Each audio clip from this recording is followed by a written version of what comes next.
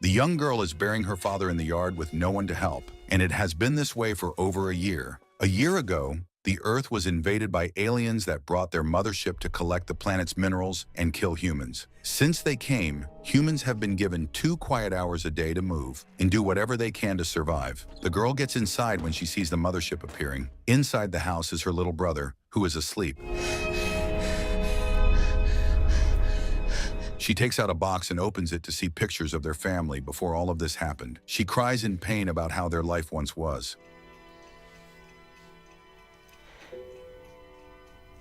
Sarah is a teenager who lives on the rural side of the UK, along with her brother Tom and her father. During the night, while they're asleep, they hear a gunshot near them. Sarah and Tom wake up immediately, and they try to figure out what it was. What was that? I'm not sure. A gunshot? Sarah tries to calm him down by telling him it's nothing. Tom asks her if she would shoot someone if she had to. Sarah doesn't answer his questions and tells him to go back to sleep. The next day, Tom is listening to the radio but can't understand the language, so he asks Sarah what they are saying. She tells him they are saying they have left the UK. Sarah tries to prepare a meal while Tom listens to the sounds coming from the alien invasion regions, and Sarah tells him to turn it off. Turn it off. Later on, Sarah goes out for a walk in the quiet hours and warns her brother to lock the door if he ever goes out. She then ventures out into the wild, accompanied by her companion, a goat. They stop by the river and start fishing. Back in the house, Tom goes out to the backyard to collect some vegetables. A man dressed as a soldier comes running from the wild. He notices the big house and goes inside when he sees a grave in front of the house, assuming there are people here. Tom is visually impaired, which means he can't see anything, so he uses a rope to lead him on his way back home. Sarah is still at the river washing her face and hears a noise. She calls out to see who it was, but she doesn't get a response. Is anybody there? Tom is in the garden collecting vegetables while the man lets himself in. He walks slowly inside the house and looks for anything to eat. He finds eggs in a basket, so he drinks the raw egg in desperation. While he is collecting other food, he has found someone who comes inside the house and closes the door. He quickly hides, pointing his gun to shoot at any time. Tom gets inside and starts changing his clothes in front of him, as if he doesn't see anything. The man gets confused but decides to head out slowly when he learns that he can't see him. Tom starts playing his harmonica and broadcasts it for survivors around the world. As the man is trying to go out, Tom hears his footsteps and asks if it was his father, but the man doesn't answer him, so Tom stands up, getting ready to defend himself. The man is still unresponsive as he holds his gun up and tries to walk out slowly. Serato arrives home in time and beats the man from behind, making him unconscious.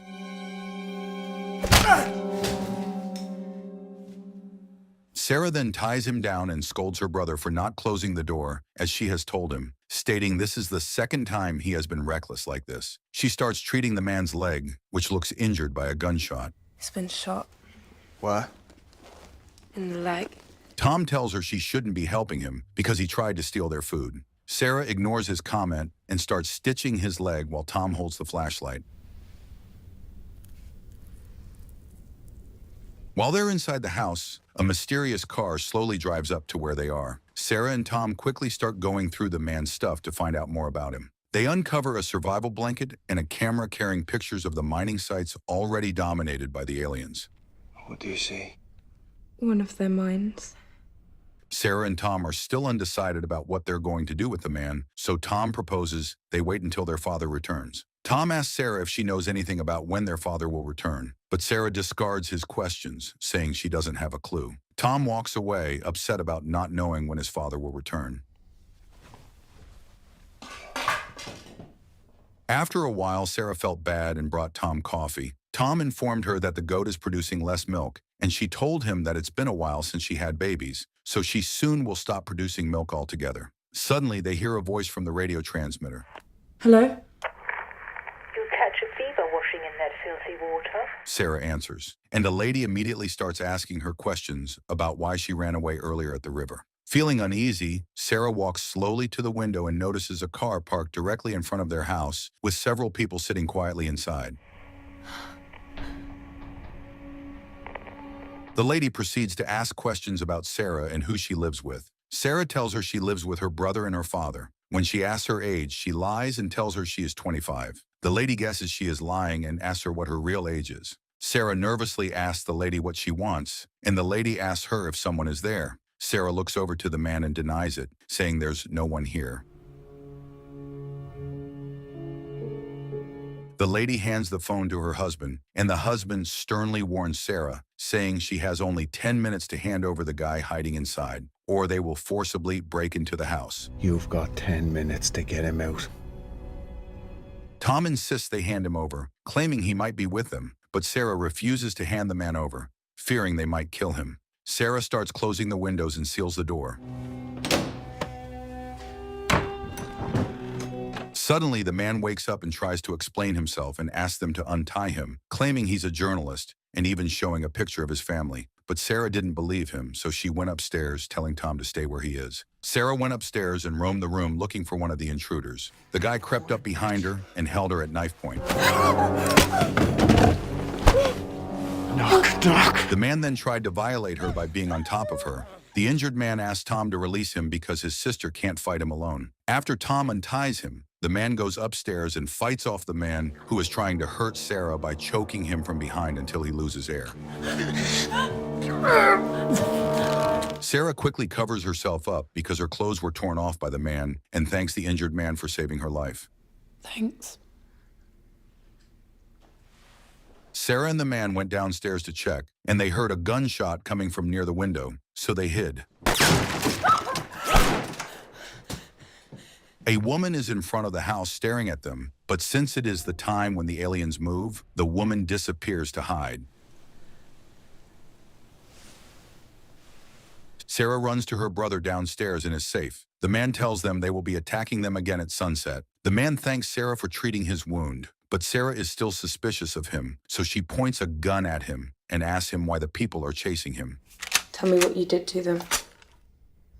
Tell me the truth. He tells her that they took the life of his daughter and wife, so in return, he took the life of their brother. Sarah feels bad for him, so he gives him his gun back and allows him to stay. Tom tells her she shouldn't trust the man so easily. She tells Tom not to judge him so harshly, but Tom gets upset by her response and walks away. After that, Tom and the man are having conversations about Tom's father and how he taught him to use the radio while Sarah cooks. They hear on the radio that the aliens are heading their way, and the man tells them what he saw out there. Sarah prepares dinner and asks Tom to go fetch a bottle of wine for their guest. While Tom's away, the man asks Sarah about how Tom lost his sight and if it's their dad who's buried in the front yard. He asks her how much longer she plans on keeping their father's death from Tom, but Sarah leaves without saying a word. The longer you wait, the harder it's going to be. You know, this is none of your business.